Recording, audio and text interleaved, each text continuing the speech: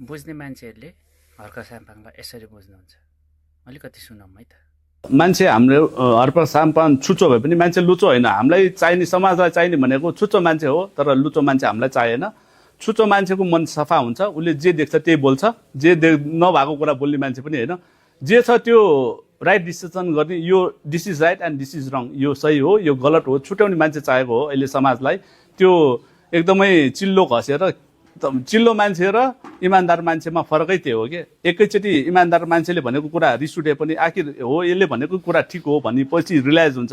तर अहिले राम्रो घसेर भोट माग्न आउने बेला नमस्ते गर्ने, अनि 5 वर्षपछि जुन आफ्नो पावरमा भयो हुन्छ, जुन आफ्नो कार्यकालमा हुनु एकैचोटि मुख पनि देख्न गाह्रो, त्यस्तो चाहेको हो कि घर घरमा काम गर्न आउने भोट जनताले कस्तो मान्छे चाहेको भन्ने हाम्रो प्रश्न हो जनतासँग पनि। तर हामी काम गर्छौँ होइन, सङ्घर्ष गर्छौँ भनेर नै हामी जनता माझै बसेर जनताको प्रब्लम बुझेर हामी अघि आउँछौँ भनेर हामी चुनावमा उठेका हौँ। कुरा सुनिहाल्नु भयो, अब दायाँ बायाँ इधर उधर होइन, चुपचाप माटोमा जाऊ। जय माटो, जय हर्क साम्पाङ।